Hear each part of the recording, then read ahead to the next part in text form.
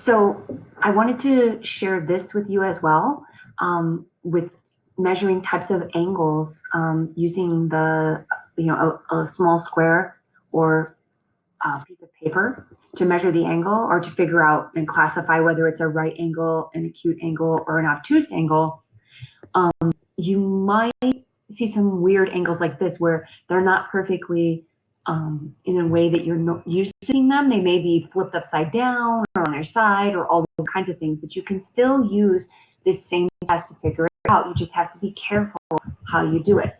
So I want to first show you with a right angle. You're going to take your little square or piece of paper and stick it, the point in the point, like that, okay? But then you still have to line up one of the sides with one of the sides of the angle. So I'm going to turn my paper on its side.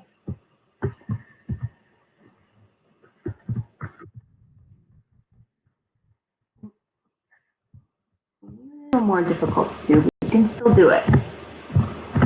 Almost.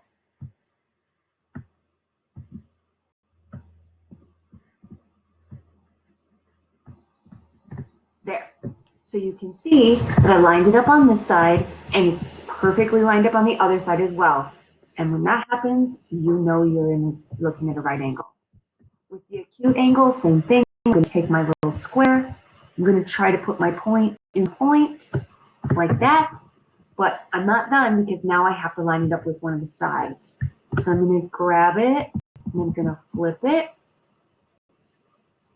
And then I'm going to move it up.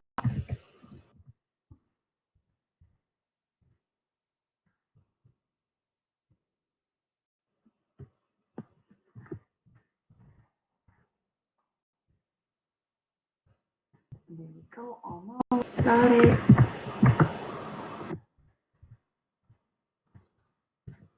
There we go. So you can see that it's lined up. Oops, I guess I should stick it a little bit more into that point. There we go. So the point is lined up with the point, or what's known as the vertex. One side is lined up with one side, and then we're looking at the other side, and we can see that this here, the angle is going through the square, so we have an acute angle. Now with the obtuse angle, you can see this one flipped upside down, but that's okay. We can still do this. Match up the vertex with the vertex, and then line up your angle so that one side is lined up. So I lined up this side of the square with this side of the angle. So that one's perfectly lined up, and you can see this other side of the angle is sticking outside of the square. Because of that, you know this is obtuse. So again, for review, right angle, both sides line up beautifully with the square, you know you have a right angle. When one side lines up well, and the other side of the angle is sticking through your square, you have an acute angle.